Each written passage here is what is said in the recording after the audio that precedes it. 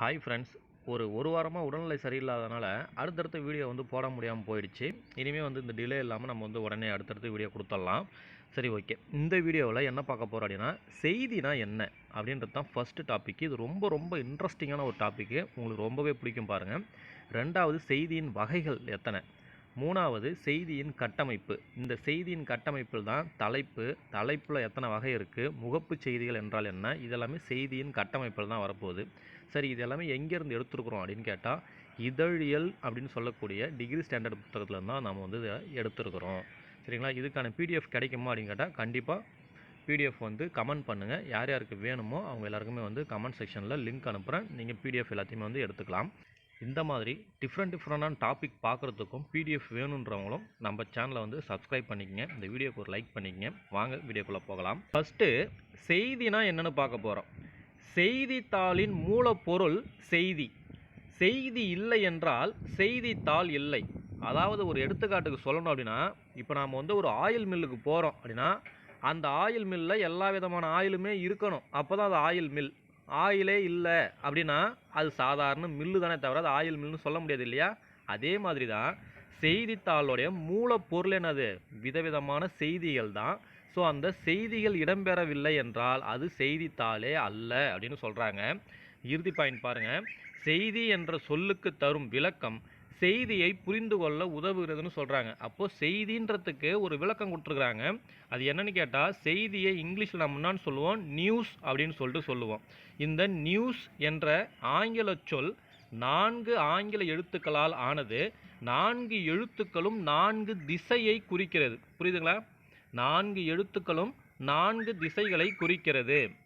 என் என்ற எழுத்து வடக்கு திசையை குறிக்கிறது. அதாவது என்னா நார்த்து, ஈனா ஈஸ்ட்டு, டபிள்யூனா வெஸ்ட்டு, எஸ்னா சவுத்து. இந்த 4 சேர்ந்தது தான் என்னது? நியூஸ். அப்போது நியூஸ் என்ற அந்த வார்த்தை 4 திசைகளை குறிக்கிறது. தமிழில் சொல்லப்போனால் என் என்பதற்கு வடக்கு திசை, இ என்பதற்கு கிழக்கு திசை, டபிள்யூ என்பதற்கு மேற்கு திசை, எஸ் என்பதற்கு தெற்கு திசையை குறிக்கிறது. அதாவது 4 திசைகளில் இருந்தும் பெறப்படுவது செய்தி என்ற பொருளில் திசைகளை குறிக்கும் சொற்களின் முதல் எழுத்துக்களை கொண்டு நியூஸ் என்ற ஆங்கில சொல் உருவானதாக கூறுவார்கள். சொன்னீங்களா? இந்த டாபிக் கொஞ்சம் இன்ட்ரெஸ்டிங்காக இருக்கும்னு சொல்லிட்டு நம்ம யாருமே எதிர்பார்த்துருக்க மாட்டோம். நியூஸ் என்பது 4 திசைகளை தான் குறிக்குது அப்படின்னு சொல்லிட்டு. எனக்கு தெரியல, உங்களில் பல பேர் கூட தெரிஞ்சிருந்துருக்கலாம். சரிங்களா? அடுத்தது பாருங்களேன். இந்த நியூஸ் அப்படின்றதுக்கான பொருள் என்னன்னு சொல்லிட்டு பார்க்கலாம் வாங்க. நியூ அப்படின்னா புதுசுன்னு தெரியும். நியூனானது புதுசு. ஸோ நியூ என்றால் புதியது என்று பொருள். இதனை பன்மையில் கூறும் பொழுது நியூஸ் அதாவது புதியன என்று பொருள்படுகிறது. புகழ்பெற்ற சேம்பர்ஸ் ஆங்கில அகராதி நியூஸ் என்ற ஆங்கில சொல்லுக்கு புதிதாக கேட்கப்படுகின்ற ஒன்று, இப்பொழுதுதான் நடைபெற்ற ஏதாவது ஒன்றை பற்றிய முதல் தகவல் என்று விளக்கம் தருகிறது. என்ன சொல்கிறாங்க? புகழ்பெற்ற சேம்பர்ஸ் ஆங்கில அகராதி நியூஸ் என்ற ஆங்கில சொல்லுக்கு புதிதாக கேட்கப்படுகின்ற ஒன்று அப்படின்ற ஒரு இது சொல்லியிருக்காங்க. அடுத்தது, இப்போதுதான் நடைபெற்ற ஏதாவது ஒன்றை பற்றிய முதல் தகவல் என்ற விளக்கம் தருகிறது. ரொம்ப இம்பார்ட்டண்டான பாயிண்ட் பார்த்துங்க. செய்தி என்ற சொல்லுக்கு பலர் இலக்கணம் வகுக்க முயன்றனர். ஆனால் எந்த இலக்கணமும் முழுமையானதாக அமையவில்லை. செய்திக்கு தரும் விளக்கம் நாட்டிற்கு நாடு வேறுபடுகிறது. அடுத்தது, செய்தி பற்றிய விளக்கம்.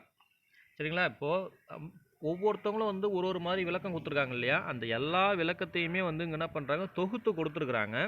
ஃபஸ்ட்டு ஒன்று, எதனையாவது வெளிக்காட்டுவது செய்தி.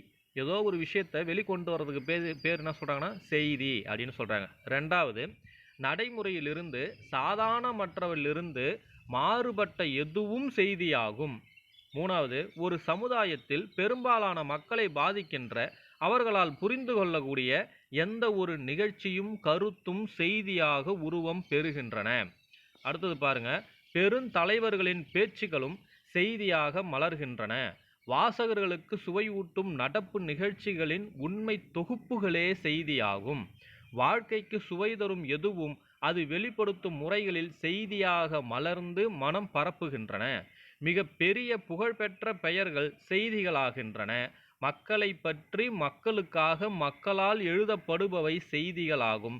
இன்றைய செய்திகள் நாளைய வரலாறு என்று கூறப்படுகிறது. மேலே இருந்த இந்த லைனை படித்து பாருங்கள். மக்களை பற்றி மக்களுக்காக மக்களால் எழுதப்படுவது செய்தி.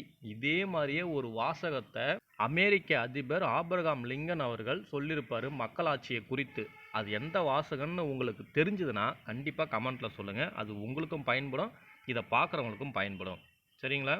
சொன்னது இன்றைய செய்திகள் நாளைய வரலாறு என்று கூறப்படுகிறது. இந்த செய்திக்கு கொடுக்கக்கூடிய பழமையான விளக்கம் என்னன்னு சொல்லி பார்க்கலாம் வாங்க.